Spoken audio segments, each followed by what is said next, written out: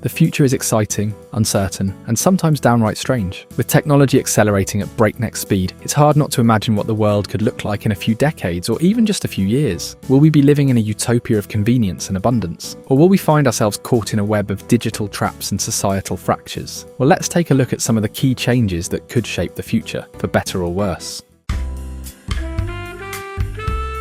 Imagine walking down the street, and everywhere you look, the world is tailored just for you. The billboard on the corner doesn't advertise the same generic product to everyone. It's selling your ideal vacation destination, perfectly curated based on your social media history, recent Google searches, and the fact that you've been feeling a bit down lately. Sounds amazing, right? Thanks to the combination of augmented reality and AI, our environments could become hyper-personalized. Instead of the same reality being experienced by everyone, each person's world would be filtered through layers of digital content designed to meet their preferences, desires, and even biases. On the surface, this could feel like a dream. Every street corner could cater to your tastes, your interests, and your moods. You might walk through a museum, and instead of static, lifeless exhibits, the paintings come to life and interact with you, responding to your emotional state. However, there's a downside. What happens when everyone starts living in their own personalized filter? Well, society could become increasingly fragmented. You might not even recognize the world that other people are experiencing because everyone's reality could be subtly but significantly different. You and your neighbor may be looking at the same tree, but you see a cozy spot for an afternoon nap, while they see a green space for political protest. This hyper-personalization could make finding common ground more difficult. It could lead to a world where we all talk past each other, understanding less and less about the shared experiences that once brought us together. And in the long run, when we lose that commonality, how do we even begin to solve the world's biggest problems? In a world where cryptocurrencies, decentralized governance, and digital identities are becoming more mainstream, we may soon see the decline of traditional nation-states as we know them. Imagine a world where borders are no longer defined by physical land, and national identity is no longer a matter of passports, flags, or ancient histories. Instead, you're a citizen of the world, a member of a decentralized digital society. Mega corporations, with their global reach and ability to provide everything from security to healthcare, might start taking on the roles that governments used to have. Forget waiting in line at the DMV or fighting for universal healthcare. Instead, corporations could provide you with all your needs, and you might even receive benefits based on your consumer habits. Want cheaper healthcare? Spend more money on their brand. Want better protection from cyber threats? Subscribe to their security service. It could be a corporate utopia or dystopia depending on who's in charge. But it doesn't stop there. Space colonization might kick this whole thing into overdrive. Picture this, a colony on Mars or the Moon, with its own political structure, its own rules and its own identity. What if those Martians or Moonies decide they don't need Earth anymore? In a few hundred years, we could have entire nations that exist off-planet, forming their own governments, economies and cultures. And when they do, will they still consider themselves Earthlings? Probably not. They might just see Earth as the old country, something they visit during the holidays but don't really relate to anymore. These off-planet colonies could change everything we think we know about governance and identity. The future of language could get a lot more interesting and confusing. Mind-uploading technology might allow people to live forever in digital form. But here's the catch. When you upload your consciousness to the cloud, are you still you? I mean, it's your memories, your experiences, your personality. But is the digital version of you truly alive? And more importantly, if you live forever as a digital being, do you still get to have the same existential crises? This technological leap could lead to economic inequality on an unimaginable scale. After all, only the wealthiest would be able to afford digital immortality. The rich get to live forever, while the rest of us are stuck with regular mortal lives, fighting over what's left of the planet's resources. And let's not even begin with the philosophical debate. Is your digital self you, or is it just a really good simulation? Are you still a person if you no longer have a body, or are you just a series of ones and zeros pretending to be human? Speaking of bodiless living, brain-computer interfaces, or BCIs for short, might eliminate spoken language altogether. Direct thought-to-thought communication could render traditional language obsolete, as people simply send their ideas to each other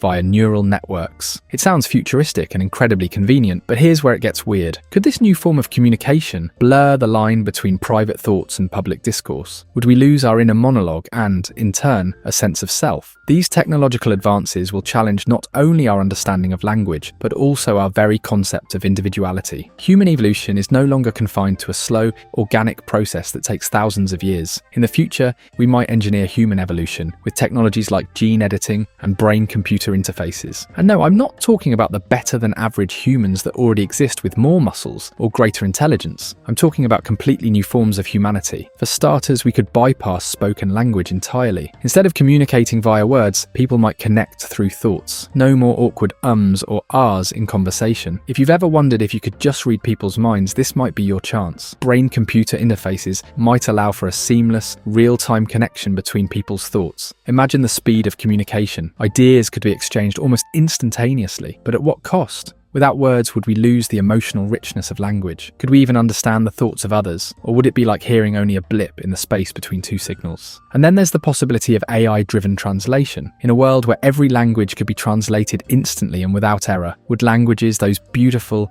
intricate tapestries of culture, still be relevant? Or would we all end up speaking a sort of universal language that eliminates the need for traditional dialects? This might sound like progress, but what about all the unique nuances and cultural identities embedded in each language?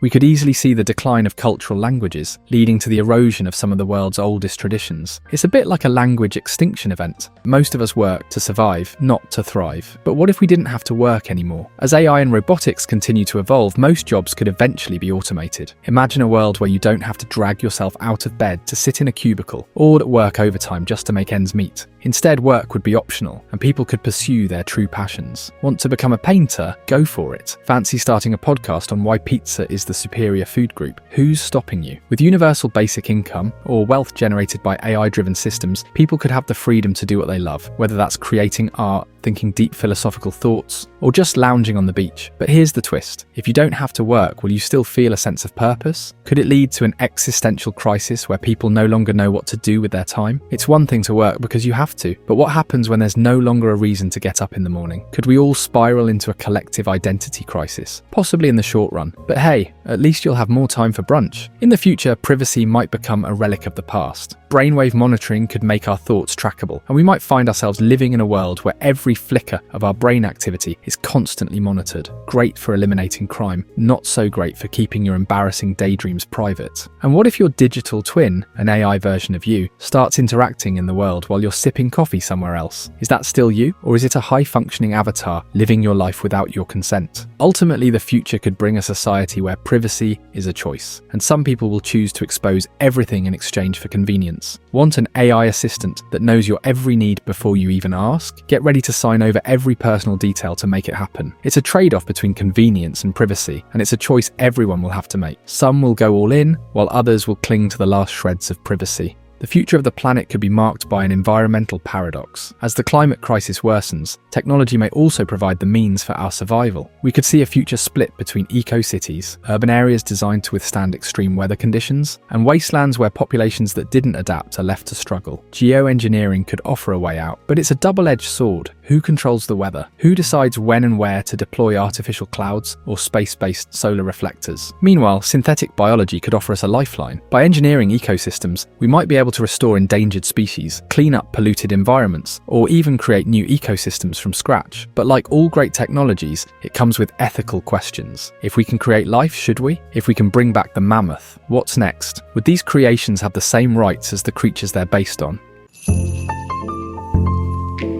In this future, everything, from our cultures to our very identities, could be upended, challenged, and redefined. The future may seem like a wild place, but it's also a deeply uncertain one. Technology, society, and the environment could come together in ways we can't yet predict. Will it be a utopia or a dystopia? Maybe both, but that should be up to us to decide. The future is in our young generation's hands, and only action can steer us in a direction we want to go.